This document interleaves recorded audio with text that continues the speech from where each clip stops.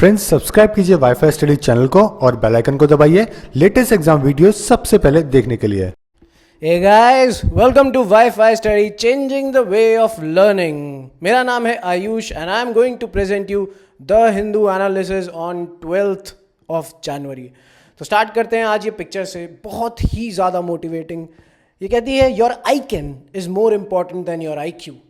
बहुत ब्यूटीफुल बात कही है रॉबिन शर्मा ने। आई कैन क्या सिग्निफाई कर रहा है यहाँ पे? मैं कर सकता हूँ। और वो कैसे आएगा? वो आपके नेवर से डाई एटीट्यूड से आएगा, वो आपके पैशन से आएगा। वो इतना पैशन होना चाहिए कि जो आपका IQ है वो मैटर ही नहीं करने लग जाए। नॉलेज IQ एक लेवल तक मैटर करता है, लेकिन आपको इतना पैशन, इतना जज्बा लाना है अपने अंदर से कि वो IQ भी ओवर पावर कर जाए और आप जो भी ड्रीम देख रहे हैं, जो भी एग्ज़ाम क्लियर करना चाह रहे हैं, वो आप कर लें। तो बहुत लोग कहते हैं ना, ये तेरे बस की बात नहीं है ये एग्ज़ाम क्लियर करना, क्योंकि तेरे में इतना दिमाग नहीं है।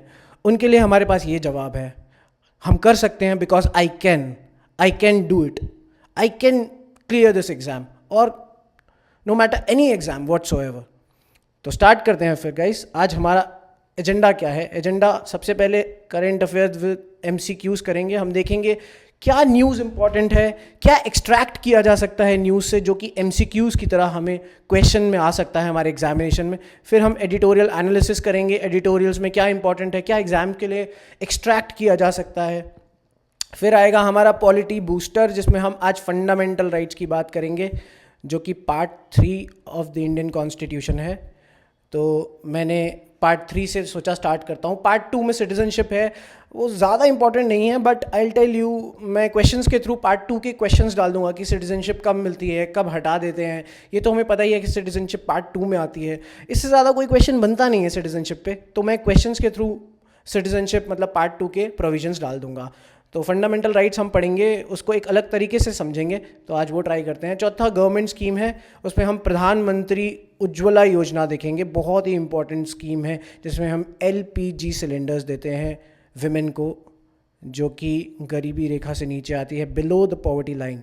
तो ये जब प्रधानमंत्री उज्ज्वला योजना के बाद हम मतलब समझेंगे कि ये स्कीम क्यों इतनी इंपॉर्टेंट है हमारे लिए, ये भी हम ध्यान देंगे। तो स्टार्ट करते हैं गाइस। सबसे पहले न्यूज़पेपर एनालिसिस। सबसे पहली खबर है PSLV all set to ferry 31 satellites.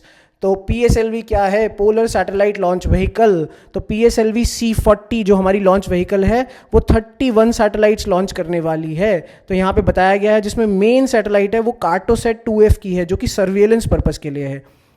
उसके साथ 30 को सैटेलाइट्स हैं, और 30 को सैटेलाइट्स में जो सबसे बड़ी बात है वो स्मॉल सैटेलाइट्स हैं। तो स्मॉल सैटेलाइट्स माइक्रो सैटेलाइट्स हैं, माइक्रो सैटेलाइट्स, और नैनो सैटेलाइट्स है, नैनो सैटेलाइट्स। ये रही नैनो सैटेलाइट्स। तो नैनो सैटेलाइट्स और माइक्रो सैटेलाइट्स तो है ही हैं, लेकिन सबसे बड़ी इंपॉर्टेंट ये भी बात है कि जो ये सैटेलाइट्स हैं वो डिफरेंट 6 नेशंस की हम लॉन्च कर रहे हैं। ISRO Canada, Finland, France, Republic of Korea, UK and US।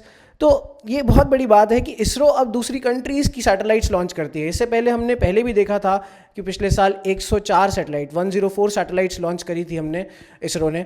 तो ये हमारी जो एक प्रोवेस है, मिलिट्री प्रोवेस नहीं बोलेंगे, ये जो हमारी स्पेस प्रोवेस है, जो हमारे अंदर इतना पावर आ गई है, हमारी स्पेस डिप्लोमेसी कहाँ पे चली गई है, वो ये शो करता है कि ISRO one of the best space agencies है वर्ल्ड की। तो हम PSLV, ये तो चलो न्यूज़ में है, PSLV all set to ferry 31 satellites, but अब हम समझते हैं इसके थ्रू हम क्या क्वेश्चंस निकाल सकते हैं, इसरो के बारे में क्या जान सकते हैं। मैं आपको बताऊंगा कि PSLV और GSLV में क्या डिफरेंस है। उसके साथ मैं थोड़ा सा सैटेलाइट लॉन्च व्हीकल्स के बारे में वैसे भी आपको बताऊंगा। तो स्टार्ट करते हैं। पहला क्वेश्चन जो कहता है ISRO was established in which year. ये थोड़े बेसिक क्वेश्चन, मैंने कहा पहले आपको ये बताऊं। तो इसके ऑप्शन है 1959, 1969, 1979 और 1989। तो इसका आंसर है 1969। 1969 में इसरो इस्टेब्लिश की गई थी, तो जो कि बहुत ही लैंडमार्क इवेंट हो गया है। हम इंडिया स्पेस की तरफ बढ़ा, जो कि इंडिया को एक बहुत ही गरीब देश माना जाता था, लेकिन इंडिया स्पेस की तरफ बढ़ने लगा और आज तो India one of the best माना जाता है स्पेस में। तो अब ये बात करी जा रही है, the first Indian satellite Aryabhata was launched in. तो इससे तो पहले हमें ये पता चल गया Aryabhata the first Indian satellite है। दूसरी ये क्वेश्चन है कि कब लॉन्च की गई है। तो ऑप्शन है 1974, 1975, 1976 और 1977। तो इसका आंसर है 1975।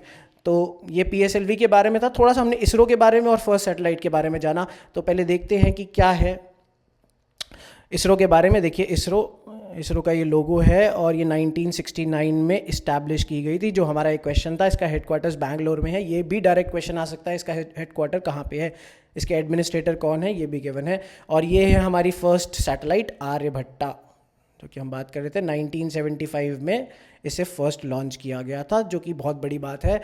हमने पहला कदम रख दिया था सैटेलाइट की तरफ इसरो ने, तो ये हमने जाना। अब हम जो बात कर रहे थे कि पोलर सैटेलाइट लॉन्च व्हीकल और GSLV और PSLV में क्या फ़र्क है, तो अर्थ है ये, ठीक है। यहाँ पे सैटेलाइट चलती है वो PSLV, polar satellite launch vehicle, वहाँ पे लॉन्च किया जाता है, ये पोलर ऑर्बिट है। और यहाँ पे है एक जियो स्टेशनरी ऑर्बिट। तो जियो स्टेशनरी ऑर्बिट दूर है, पोलर ऑर्बिट पास है। Polar orbit like 800 kilometre to 1000 kilometre यहाँ तक है एक पोलर ऑर्बिट, तो वहाँ हम लॉन्च कर देते हैं सैटेलाइट, ठीक है। और ये जियो स्टेशनरी जो ऑर्बिट है ये काफ़ी दूर है, ये 3600 किलोमीटर दूर है। तो इसके लिए काफ़ी दूर सैटेलाइट लॉन्च करनी पड़ती है, जो कि जिसके लिए वैसे हमारा जियो स्टेशनरी सैटेलाइट लॉन्च व्हीकल ये अलग है। तो जैसे मैंने आपको बताया, ये देखिए पोलर ऑर्बिट और ये रहा पोलर ऑर्बिट और ये पोलर ऑर्बिटिंग सैटेलाइट, ये है जियो स्टेशनरी सैटेलाइट क्योंकि है जियो स्टेशनरी ऑर्बिट। तो पोलर ऑर्बिट पास है, जियो स्टेशनरी ऑर्बिट दूर है।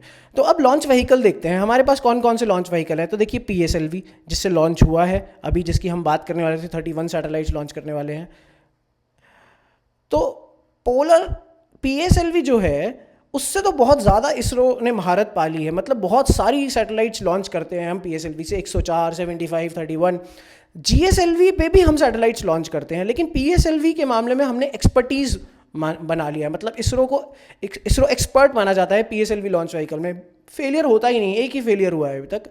तो GSLV में भी ऐसा है कि GSLV में भी हम जब लॉन्च करते हैं तो पेलोड ज़्यादा नहीं हो पाता, क्योंकि पेलोड के लिए हमारे पास वो लॉन्च व्हीकल नहीं है। ये GSLV बहुत ज़्यादा पेलोड नहीं ऊपर तक जियो स्टेशनरी लॉन्च व्हीकल जियो स्टेशनरी ऑर्बिट तक ले पाता। तो अब हमने नया निकाला है GSLV Mark 3। तो GSLV Mark 3 जो है वो जो 5000 टन, इतने टन तक जो पेलोड होता है उसको लेके जाएगा। तो अभी तक हम क्या करते थे, अभी तक ये देखिए ये GSAT है, GSAT 17 जो हमने लॉन्च की थी एरियन स्पेस से। तो ये यूरोपियन स्पेस एजेंसी है जिनका लॉन्च व्हीकल हम यूज़ करते थे अपनी जियो स्टेशनरी सैटेलाइट लॉन्च करने के लिए। तो क्योंकि हमारे पास वो प्रोवेस नहीं था कि इतनी भारी सैटेलाइट को कि हम लॉन्च कर पाएँ, लेकिन GSLV Mark 3 ये प्रॉब्लम को सॉल्व कर देगी। तो पोलर सैटेलाइट लॉन्च व्हीकल और जियो स्टेशनरी सैटेलाइट लॉन्च व्हीकल आपने समझ लिया, लेकिन इनके यूज़ क्या हैं। लाइक PSLV जो लॉन्च करती है, PSLV पोलर सैटेलाइट जब जाती है तो उसका काम होता है like earth observatory, remote sensing, ये वाला काम होता है उसका, ठीक है। रिमोट सेंसिंग, इमेजरी वर्क जो होता है, रिमोट सेंसिंग या अर्थ ऑब्जर्वेटरी, ठीक है। लेकिन यहाँ पे जो GSLV है वहाँ हम मेनली कम्युनिकेशन सैटेलाइट्स भेजते हैं, जो कि काफ़ी भारी होती है, क्योंकि उसमें ना बहुत ट्रांसपॉन्डर्स लगे होते हैं, कम्युनिकेशन सैटेलाइट। तो अब ये देखिए ये जो GSAT 17 है ये कम्युनिकेशन सैटेलाइट ही थी। तो अब हमने ये Ariane space service and solutions की, यूरोपियन स्पेस एजेंसी की लॉन्च व्हीकल यूज़ करके हमने GSAT 17 लॉन्च किया था। लेकिन अब GSLV Mark 3 हम टेस्ट कर चुके हैं, तो हमें ये प्रॉब्लम नहीं आएगी। अब हमारी जो एक्सपर्टीज़ है PSLV की वो GSLV पे भी आ जाएगी।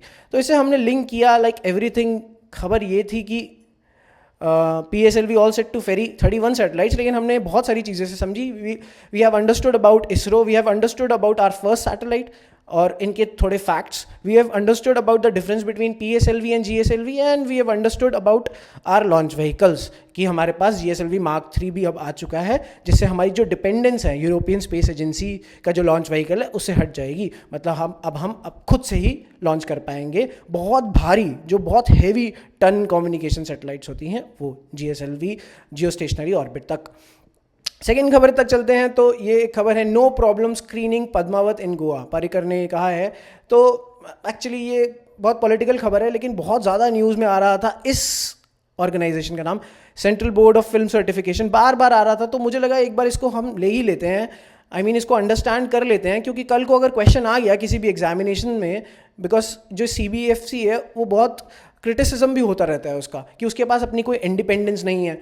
तो एक बार इस पर हम थोड़ा डिस्कस कर लेते हैं सो दैट इससे रिलेटेड कोई क्वेश्चन हमारा गलत नहीं होगा। तो सबसे पहले एक बेसिक क्वेश्चन आया था, CBFC was formed in which year. अब ये क्वेश्चन अगर आ गया, बहुत फैक्चुअल है, तो एक बार आपके माइंड में आइडिया लग जाए तो you can solve this question. तो इसके ऑप्शन है 1952, 1956, 1958 और 1960।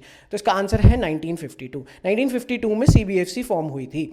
फिर एक क्वेश्चन ये भी आ जाता है, CBFC अंडर विच मिनिस्ट्री। तो ये ministry of information and broadcasting. तो ये बहुत सिंपल है, अगर आ गया ऑप्शन से आप रिकॉग्नाइज कर ही लेंगे, बट मैंने सोचा फिर भी एक बार बता दूं। तो सबसे पहले ये देखिए CBFC के बारे में, जैसे बताया 1952 में ये फॉर्म हुई थी। ये गवर्नमेंट ऑर्गेनाइजेशन फिल्म सर्टिफिकेशन की है। इसका हेडक्वार्टर्स मुंबई में है। इसका चेयरपर्सन अभी प्रसून जोशी हैं और इसके CEO है अनुराग श्रीवास्तव, जो कि IRS है, इंडियन रेवेन्यू सर्विसेज में। जब आप UPSC क्लियर करेंगे तो आप भी IRS लगेंगे, तो कल को आप भी CEO बनेंगे इतनी बड़ी ऑर्गेनाइजेशन के। तो ये under this ministry of information and broadcasting है। तो ये films are certified under 4 categories. ये 4 कैटेगरीज में सर्टिफाई होती है। एक अनरिस्ट्रिक्टेड पब्लिक एग्जिबिशन, मतलब हर एक कोई बंदा वो मूवी देख सकता है या वो फिल्म देख सकता है। फिर U/A, तो उसमें पेरेंटल गाइडेंस चाहिए होती है for children below 15 years of age, तो वो हर कोई नहीं देख सकता, उसमें बच्चों के लिए थोड़ी रिस्ट्रिक्शंस है। फिर एडल्ट है, एडल्ट मतलब अब 18 साल से बड़ा ही देखेगा ये मूवी, तो एडल्ट है। फिर एक होती है रिस्ट्रिक्टेड, S कहते हैं, restricted for any special class of persons. तो ये जो फिल्म्स विद S सर्टिफिकेशन है should not be viewed by the public. Only people associated with it like engineers, doctors, scientist etcetera have permission to watch those films. तो ये 4 तरह की certification है। कल को इससे भी रिलेटेड कोई क्वेश्चन आ गया तो आप सॉल्व कर सकते हैं। तो मेरे ख्याल से आपको ये U/A पता ही होगा। S अगर नहीं पता है तो एक S क्लास का भी एक कैटेगरी है, वो आपको अब पता चल गया। तो अब चलते हैं नेक्स्ट करंट अफेयर्स, जो कि बहुत इंपॉर्टेंट है। नाम वैसे तो ये बहुत ही हल्की सी न्यूज़ है, बट मुझे लगा इससे इंटरकनेक्ट करके हमें काफ़ी चीज़ें समझनी पड़ेगी। आसियान, मैं बहुत सारी चीज़ें आपसे डिस्कस करता हूँ जब हम डिप्लोमेसी की बात करते हैं, फॉरेन पॉलिसी की बात करते हैं। तो अब ये खबर आई है, maritime focus for India and ASEAN. अब यहाँ पे ये थाईलैंड के इन्वॉय आए हुए हैं, ये डिस्कस कर रहे हैं क्योंकि 25th एनिवर्सरी है इंडिया आसियान के रिलेशनशिप की। तो जो आसियान है ना, association of south east Asian countries, वो इंडिया की एक्ट ईस्ट डिप्लोमेसी का कोर बिंदु है।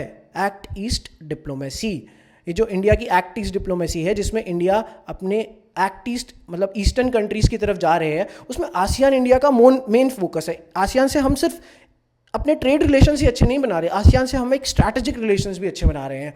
और इसका ये रीज़न ये भी है कि चाइना जो है वो भी बहुत इन्वॉल्व हो रही है आसियान कंट्रीज़ में, तो इंडिया को बहुत ध्यान देना पड़ रहा है आसियान कंट्रीज़ पे।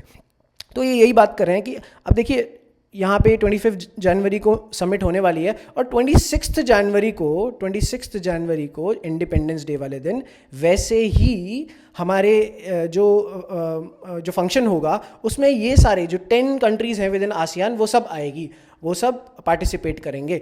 तो काफ़ी बड़ा इवेंट है और आसियान कंट्रीज से हमारे रिलेशन भी अच्छे होते जा रहे हैं। तो ये आपने थोड़ा बहुत आसियान कंट्रीज़ के बारे में समझा। अब मैं इनसे रिलेटेड आपको क्वेश्चंस बताता हूँ, उससे हम और क्लियरली समझेंगे अबाउट आसियान कंट्रीज़। सबसे पहला क्वेश्चन है, ASEAN was established in which year. ये बहुत फैक्चुअल क्वेश्चन है because ASEAN is such an important organization. तो कल को ये क्वेश्चन आ जाए कि आसियान बना कब था, 1967, 1969, 1973 और 1975। तो इसका आंसर है 1967, अभी हम देखेंगे।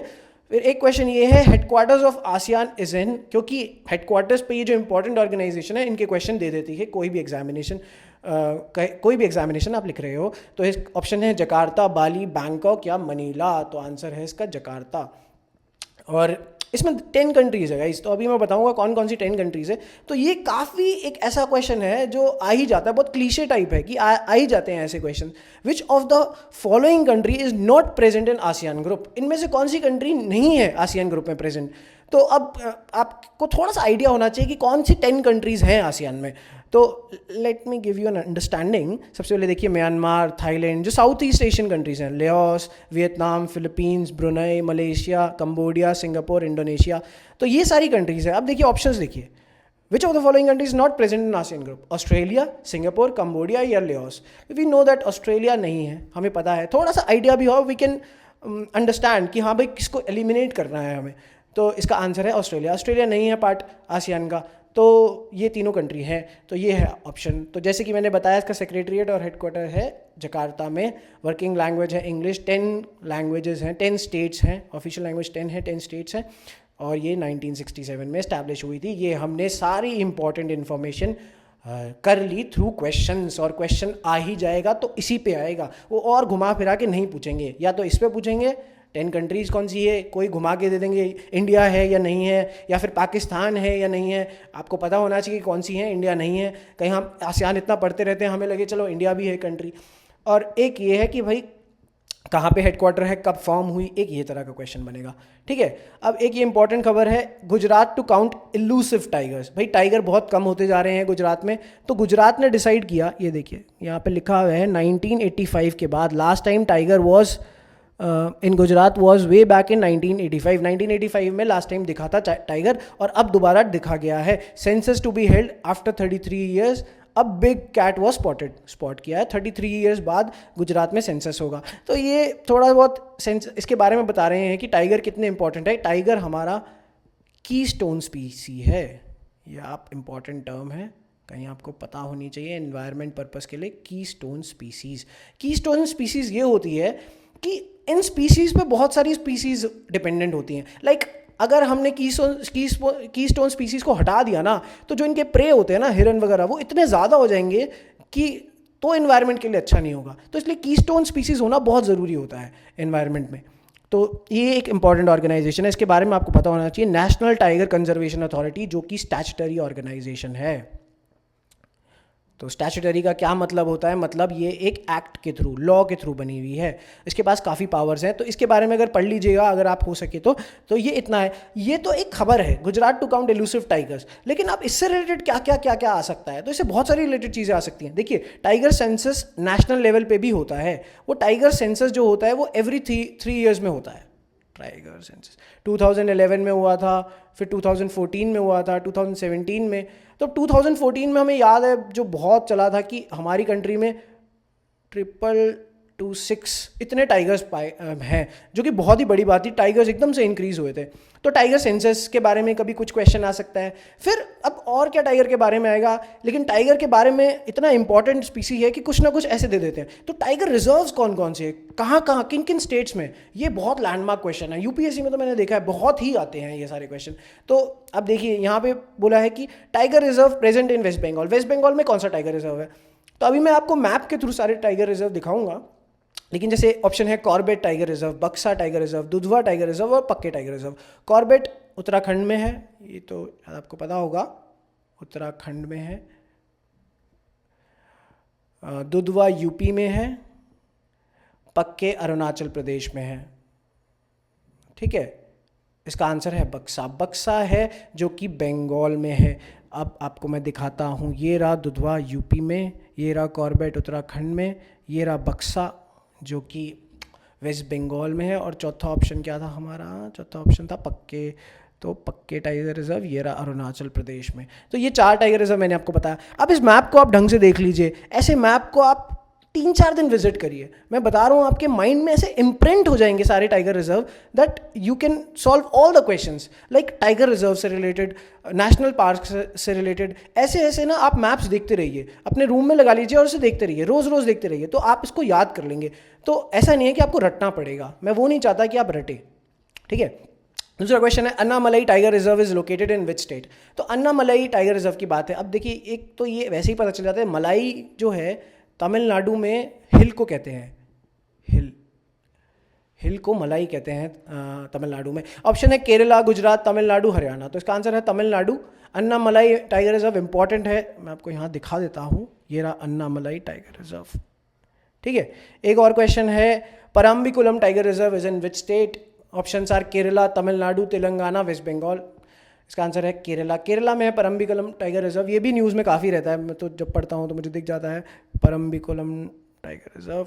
तो अब देखिए, अब ये टाइगर से रिलेटेड खबर थी, लेकिन हमने इससे काफ़ी कुछ लिंक किया about tiger census, about tigers, number of tigers, tiger एक कीस्टोन स्पीसी है, और जो मोस्ट इंपॉर्टेंट है एग्जाम के लिए कि कौन सा टाइगर रिजर्व कौन सी स्टेट में है। और मैं बार बार बोलूँगा, ये इंपॉर्टेंट कॉन्सेप्ट है जो आप ज्योग्राफी बूस्टर कहते हैं, यही सब चीज़ें हैं जो आपके मार्क्स बढ़ाएंगी। तो आपको इन सब चीज़ों पे काम करना चाहिए। तो जितने भी हम करंट अफेयर्स हैं, हम ज्योग्राफिकल एस्पेक्ट उनके साथ ही इतने ऐड करेंगे कि वो फुलफिल होता रहेगा आपका ज्योग्राफी बूस्टर का भी काम। तो ये हमने टाइगर रिजर्व के बारे में जाना है, इसको ढंग से पढ़िएगा। तो अब चलते हैं एडिटोरियल एनालिसिस के बारे में।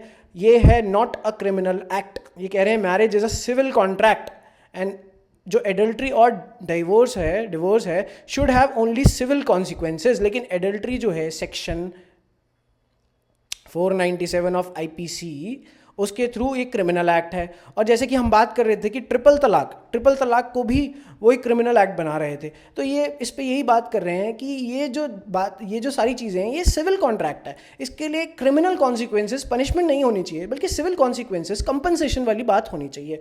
तो आर्टिकल में यही बात करी है। देखिए यहाँ पे इन्होंने बताया है सेक्शन 497 ऑफ आईपीसी।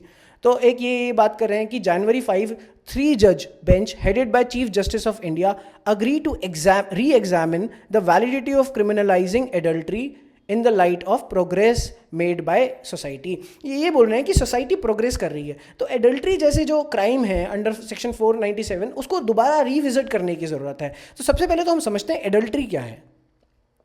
तो देखिए, adultery, section 497 of Indian penal code defines the offence of adultery. This section penalises sexual intercourse of a man with a married woman without consent of her husband. तो अब इसको समझिए, जैसे ये एक institution है मैरिज का, इसमें एक मेल है, इसमें फीमेल है, एक मेल और है एक्सटर्नल जो कि थर्ड पर्सन है। तो जो भी रिलेशंस हैं, जो भी सेक्सुअल रिलेशंस इनके बीच में आएंगे without the consent of male, अगर फीमेल और मेल में थर्ड पर्सन में सेक्सुअल इंटरकोर्स हो रहा है, तो वो एडल्ट्री का क्राइम कहलाएगा। तो इसको क्रिटिसाइज किया जा रहा है। देखिए, इस आर्टिकल में भी जेंडर आर्ग्यूमेंट लेके आ रहा है, तो हम समझेंगे क्या इशू है, जेंडर का क्या आर्ग्यूमेंट है, कैसे ये जो एडल्ट्री है ये जेंडर डिस्क्रिमिनेशन है जिस पे बात होती रहती है, और दूसरा ये कमोडिफिकेशन ऑफ विमेन कैसे कर देता है। तो जेंडर को ऐसे देखिए, अब जो ये मेल है, ये जो एडल्ट्री होगी इस क्राइम में, ये जो थर्ड पर्सन है यही कल्प्रिट है, यही एडल्टरर कहलाएगा। लेकिन जो ये हस्बैंड है, ये वाइफ के अगेंस्ट केस नहीं कर सकता। ये जो हस्बैंड है ये सिर्फ एक्सटर्नल थर्ड पर्सन के अगेंस्ट ही केस कर सकता है। तो ये फीमेल के अगेंस्ट कोई केस नहीं हो सकता, ये बात होती है एडल्ट्री में। दूसरा, इमेजिन अगेन अ फैमिली जिसमें यहाँ पे भी फीमेल है, ये दोनों भी मैरिड हैं। अब जब यहाँ फीमेल और यहाँ मेल के बीच में एक रिलेशनशिप आया, सेक्सुअल इंटरकोर्स हुआ, तो ये फीमेल भी इस फीमेल पे कोई केस नहीं कर सकती, मतलब ये फीमेल एडल्ट्री के अंडर नहीं आएगी, ना ही ये फीमेल इस मेल पे केस कर सकती है। तो अब देखिए कि सिर्फ मेल ही मेल पे केस कर सकता है, इस फीमेल पे कोई केस नहीं हो सकता। तो ये जेंडर डिस्क्रिमिनेशन है, मतलब आप इसमें फीमेल को सेफगार्ड किया गया है। बहुत सारे ऐसे केसेस, या बोला जाता है कि इफ़ स्टार्ट इस साइड से हो तो फिर क्या करा जाएगा, तो केस सिर्फ मेल पे किया जाएगा। अगर मेल पे केस किया जाएगा तो फिर उस जो इंस्टीट्यूशन ऑफ मैरिज है उसका क्या है, तो ये मेल भी इस फीमेल पे कर सकता है केस। ऐसा कुछ करना चाहिए, जेंडर डिस्क्रिमिनेशन दूर कर देना चाहिए। और कमोडिफिकेशन ऑफ वुमेन ऐसे समझिए कि कल को ये कंसेंट कर रहा है तभी सेक्सुअल इंटरकोर्स होगा थर्ड पर्सन और वाइफ में, एंड ये मना कर रहा है तो नहीं होगा। तो फीमेल को एक कमोडिटी की तरह ट्रीट किया जा रहा है, जो कि बिल्कुल गलत है। मतलब there are equal rights, female को इक्वल राइट्स मिले हुए हैं हमारी सोसाइटी में, ऐसे कमोडिफिकेशन नहीं ट्रीट किया जा सकता। तो ये दो इशू हैं एडल्ट्री के साथ। तो ये यही समझा रहे हैं, जो राइटर हैं यही समझा रहे हैं, एक जेंडर आर्ग्यूमेंट है। और अक्रॉस द वर्ल्ड क्या है, अक्रॉस द वर्ल्ड जो बता रहे हैं, today adultery is more a criminal offence is no more a criminal offence in most European countries. मतलब वहाँ पे ये क्रिमिनल ऑफेंस नहीं है European countries. In the US adultery is generally punished in some states only if committed habitually or with public notoriety। अब habitually अगर करा जाता है तभी पनिश किया जाता है, वरना नहीं। और लेकिन जो कुछ कंट्रीज़ हैं like Saudi Arabia, Yemen, Pakistan, वहाँ पे एडल्ट्री को एक कैपिटल ऑफेंस सोचा जाता है। तो ये यही बात कर रहे हैं, ये कह रहे हैं कि हमारे जस्टिस मालीमात की कमेटी रिकमेंडेशन आई, उन्होंने कहा कि he favored preservation of matrimonial sanctity and thus justified retention of a third of a gender neutral adultery law. जैसे मैंने आपको बताया जेंडर डिस्क्रिमिनेशन है, तो ये जेंडर न्यूट्रल एडल्ट्री लॉ की बात कर रहे हैं. इन 2006 national commission of women recommended that adultery is decriminalise. Adultery को डीक्रिमिनलाइज कर देना चाहिए, जो कि ये राइटर भी इसी बात पे कह रहे हैं कि इसकी सिविल कॉन्सिक्वेंसेज होनी चाहिए रादर देन इसको क्रिमिनलाइज करा जाए. तो अब ये यही बात हो रही है कि marriage being a civil contract, its breach either in adultery और इन डिवोर्स इंक्लूडिंग ट्रिपल तलाक, जो हमने उस दिन डिस्कस किया था, should have only civil consequences as no legitimate state is involve here which may justify the use of the criminal justice system. मतलब जब क्रिमिनल केस होता है तो स्टेट इन्वॉल्व होती है उसके अंदर, तो यहाँ पे स्टेट की तो ज़रूरत ही नहीं है. तो ये यही कह रहे हैं कि merely making it gender neutral will not suffice. सिर्फ जेंडर न्यूट्रल से ही काम नहीं चलेगा, इसको डीक्रिमिनलाइज कर देना चाहिए. मतलब सेक्शन 497 ऑफ आईपीसी को हटा देना चाहिए. इन्हें हमें आईपीसी की जो बुक है, जो हमारा एक्ट है, उसी से हटा देना चाहिए. तो इस पे बात हो रही थी. काफ़ी अच्छा आर्टिकल है. अब ये एक इंपॉर्टेंट कॉन्सेप्ट है जो आपको पता होना चाहिए, इसलिए मैंने इसको इन डेप्थ में एनालाइज किया है. सेकेंड आर्टिकल एडिटोरियल की तरफ चलते हैं. Not by dictate alone. तो इसमें ये सुप्रीम कोर्ट ने जो अब does right to make playing of national anthem before a film optional, जो कि ऑप्शनल किया है, जो कि हम कल डिस्कस कर रहे थे कि अब ऑप्शनल हो गया कि वेदर सिनेमा ओनर्स जो हैं वो ये करना चाहेंगे, हमारा जो नेशनल एंथम है जनगण मन, उसको लाना चाहेंगे या नहीं, ये अब ऑप्शनल है. तो ये इसको राइट कह रहे हैं, ये इसको बता रहे हैं कि ये सही डिसीजन है. तो इसमें काफ़ी पॉइंट्स गिवन है, मैं आपको यहाँ बताता हूँ कि क्यों कह रहे हैं. राइटर कह रहे हैं बिल्कुल सही किया. क्यों सही किया? क्योंकि एक कोएर्सिव ऑर्डर था. कोएर्सिव मतलब देखिए, हमारी एक लिबरल डेमोक्रेसी है, हमारे में सबको एक इंडिविजुअल राइट्स हैं. हम किसी को पुश नहीं कर सकते आप सिनेमा हॉल में जाके खड़े होइए.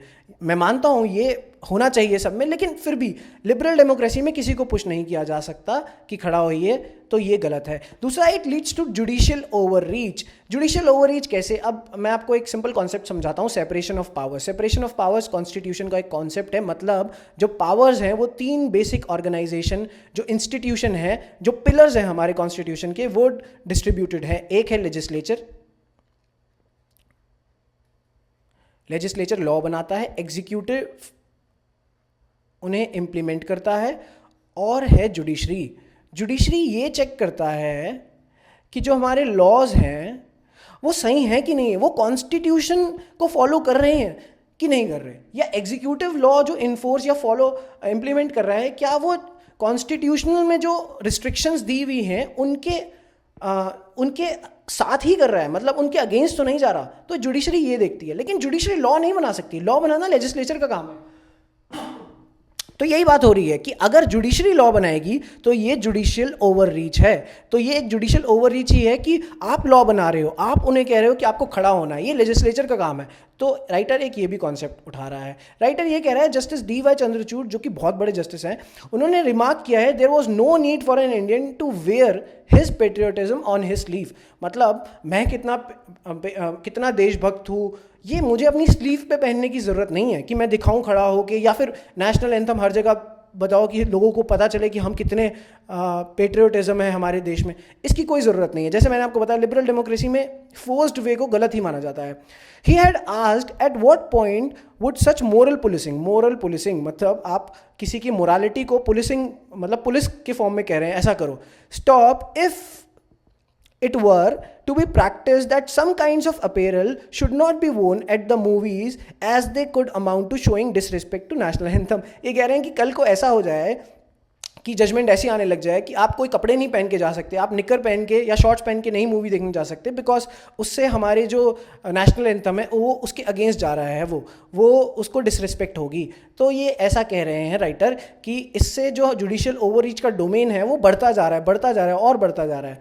अब ये बता रहे हैं, reports of vigilantism with people beaten up और hanged for not standing up. अब मतलब एक विजिलेंटिज्म शुरू हो गया, जैसे कि काउ विजिलेंटिज्म हो रहा था, वैसे ही हो गया कि कौन खड़ा नहीं हो रहा, अगर नहीं खड़ा हो रहा तो क्यों नहीं हो रहा, और लड़ाई हो जाती थी. इससे बल्कि मेजॉरिटी और माइनॉरिटी में बहुत प्रॉब्लम्स और बहुत दिक्कत भी आती थी, जो कि गलत नहीं है. हम सबको मिलजुल के रहना चाहिए. तो यही कह रहे हैं, if rules are needed to for the purpose it is for parliament to describe them by law, मतलब पार्लियामेंट को लॉ बना के रूल बनाने चाहिए कि कब नेशनल एंथम बनना चाहिए, कब नहीं बजना चाहिए, कहाँ बजना चाहिए, सिर्फ हमारे थिएटर्स में बजना चाहिए या और भी बहुत सारी जगह पे बजना चाहिए, उसके लिए लॉ बनाए। जुडिशरी को नहीं आना चाहिए। जो जुडिशरी ने सही किया कि उन्होंने इस ऑर्डर को वापस ले लिया। अब ये सारे व्यू पॉइंट्स राइटर के हैं, मेरे नहीं हैं, आप मुझसे मत गुस्सा होइएगा, मैंने ये सब बातें आपको समझाने के लिए करी हैं। अब बढ़ते हैं आगे। एडिटोरियल में हमारे एक दो बहुत अच्छे एग्रीकल्चर सेक्टर से आर्टिकल्स थे, लेकिन हम नहीं ले पाए ड्यू टू सम इशू और पॉसिटी ऑफ टाइम। तो एग्रीकल्चर से रिलेटेड इश्यूज भी हम लेंगे। जो एडिटोरियल्स हैं मैं उन्हें आपको अच्छे से एग्रीकल्चर सेक्टर में क्या इश्यूज हैं, क्या क्या किया जा सकता है, वो अच्छे से समझाऊंगा। तो चलते हैं पॉलिटी बूस्टर, जो कि part 3 of the Indian constitution, fundamental rights की हम बात करेंगे। The fundamental rights under the constitution can be classified under 6 groups. तो सबसे पहले मैं आपको थोड़ा बहुत फंडामेंटल राइट्स के बारे में बताना चाहता हूँ। फंडामेंटल राइट्स बहुत ज़्यादा इंपॉर्टेंट है हमारी डेमोक्रेसी के लिए। जैसे हमने जब प्रियम्बल पढ़ा था तो आपको मैंने बताया था कि जस्टिस, लिबर्टी, इक्वालिटी, फ्रैटर्निटी, सबके लिए फंडामेंटल राइट कितने इंपॉर्टेंट है। फंडामेंटल राइट हम नहीं हटा सकते पीपल के हाथ से, वरना वो मोनार्की हो जाएगी, वो डेमोक्रेसी नहीं रहेगी। तो डेमोक्रेसी के लिए हम सबको राइट्स चाहिए, उसके लिए फंडामेंटल राइट्स बहुत इंपॉर्टेंट है। फंडामेंटल राइट्स जस्टिशिएबल हैं। जस्टिशिएबल का क्या मतलब है? जस्टिशिएबल का मतलब है अगर आपके फंडामेंटल राइट्स वायलेट होते हैं तो you can directly move to court, supreme court under article 32 और या फिर हाई कोर्ट अंडर आर्टिकल 226। तो ये अब कैसे इनको करा जा सकता है इस ग्रुप में? Right to equality, right to freedom, right against exploitation, right to freedom of religion, cultural and educational right जिसे माइनॉरिटी राइट्स भी कहते हैं, और राइट टू कॉन्स्टिट्यूशनल रेमेडीज, मतलब सुप्रीम कोर्ट चले जाओ अगर आपका वायलेट हुआ तो। इसके अंदर राइट टू इक्वालिटी है, इसके अंदर और भी बहुत सारी चीज़ें हैं। आर्टिकल 15 और 16 जो कि प्रोटेक्टिव रिस्ट्रिक्शन या फिर रिजर्वेशन की बात करते हैं। आर्टिकल 15 और आर्टिकल 16। आर्टिकल 19 से आर्टिकल 22 में सारी चीज़ें बता रखी है। Article 19 freedom of speech and expression की बात करता है। आर्टिकल 20 आपका प्रोटेक्शन फ्रॉम कन्विक्शन की बात करता है। आर्टिकल 21 बहुत इंपॉर्टेंट है जो कि राइट टू लाइफ की बात करता है। राइट टू लाइफ का डोमेन बढ़ता जा रहा है, जिसके अंदर right to life with dignity, right to environment, सारी चीज़ें आती जा रही हैं। राइट अगेंस्ट एक्सप्लॉयटेशन आर्टिकल 23 से 24 है, इसमें बहुत सारी चीज़ें बता रखी हैं कि चिल्ड्रन के अगेंस्ट एक्सप्लॉयटेशन नहीं हो सकती। फ्रीडम ऑफ रिलीजन आर्टिकल 25 मैंने आपको बताया था, बहुत ही इंपॉर्टेंट है, जिसमें हमें profess, practice and propagate our religion, हम कोई भी रिलीजन हो क्यों, either we are Hindu, Muslim, Sikh, we can propagate our religion, और हमें आज़ादी है ये करने की। हम सब मिल के रहते हैं और हमें अपने धर्म को आगे बढ़ाने की बिल्कुल आज़ादी है। तो article 25 practice, propagate our religion. Article cultural और माइनॉरिटी एजुकेशनल राइट्स की बात करता है। आर्टिकल 29 और 30 ये माइनॉरिटी को जो राइट्स मिले उसकी बात करता है। और राइट टू कॉन्स्टिट्यूशनल रेमेडीज़ 32 की बात करता है। मतलब आपका कोई भी राइट वायलेट हुआ, you can directly go to supreme court. तो ये इसको डॉक्टर अंबेडकर ने heart and soul of our constitution बताया था। तो बहुत इंपॉर्टेंट आर्टिकल है। तो ये हैं हमारे आर्टिकल्स। पहले मैं सोच रहा था आपको 1 बाय 1 एक एक आर्टिकल अच्छे से इन डेप्थ समझाऊं, बट मुझे लगा फिर वो जस्टिस नहीं करेगा हमारी प्रिपरेशन के साथ, बिकॉज हमें तो पेपर क्लियर करना है। तो मैं आपको क्वेश्चंस वाइज ही समझाता हूँ। मैं फंडामेंटल राइट्स पे बहुत सारे क्वेश्चंस लूँगा, आपको अच्छे से हर एक एस्पेक्ट समझाऊंगा, और फिर क्वेश्चंस के थ्रू जब एस्पेक्ट निकल के आएगा तो मैं आपको और क्लियरिटी ऑफ थॉट से वहीं पे समझा दूंगा। तो पहला क्वेश्चन है, which of the following is not a fundamental right in the constitution of India? Right to work, right to equality, right to freedom और right to freedom of religion हमने देखा ही। आर्टिकल 25 की बात करिए, 25 to 28 ये हमने देखा। Freedom article 19 to article 21, 22। Equality article 14 की बात करी हुई है। मतलब आंसर है ये right to work. Right to work हमारा कोई फंडामेंटल राइट नहीं है। दूसरा क्वेश्चन है, which of the following fundamental rights is guaranteed only to citizens of India and not to foreigners? अब यहाँ पे एक इंपॉर्टेंट कॉन्सेप्ट है, तो मैं आपको बता देता हूँ कि कुछ फंडामेंटल राइट्स दोनों को मिले हुए हैं और कुछ फंडामेंटल राइट्स सिर्फ सिटीजन्स को मिले हुए हैं। तो एक याद कर लीजिए कौन कौन से फंडामेंटल राइट्स सिर्फ सिटीजन को मिले हुए हैं। Article 15, article 16, article 19, 19, article 29 and article 30। तो ये 5 जो फंडामेंटल राइट्स हैं ये सिर्फ सिटीजन को मिले हैं, ये फॉरेनर्स को नहीं मिले हैं। तो अब इस क्वेश्चन पे आ जाते हैं। ये बोल रहे हैं not to foreigners only citizen. तो ये है equality before law and equal protection of law. Article 14, जैसे मैंने आपको पीछे बताया, मैं आपको लिंक कर रहा हूँ तो आप भी सबके साथ लिंक करते रहिएगा। तो आर्टिकल 14 दोनों को मिला है। तो आंसर ये, विच of the following is only, तो आंसर ये नहीं होगा। Freedom of speech and expression article 19 मतलब 19 सिर्फ सिटीजन को मिला है, हाँ बिल्कुल सिटीजन को मिला है, तो ये तो है ही।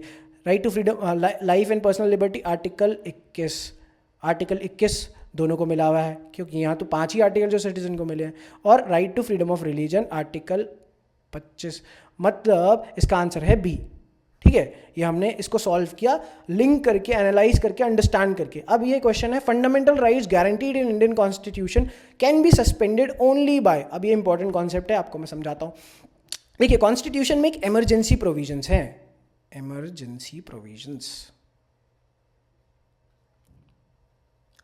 इमरजेंसी प्रोविजंस हैं, आर्टिकल्स जो हैं 352 से लेके 360 तक समझाए हुए हैं, जिसमें 352 है वो नेशनल इमरजेंसी की बात करता है, आर्टिकल 356 जो है वो स्टेट इमरजेंसी की बात करता है, और आर्टिकल 360 जो है वो आपकी इनकम फाइनेंशियल इमरजेंसी की बात करता है। तो ये फाइनेंशियल इमरजेंसी, ये कभी नहीं हुई अभी तक।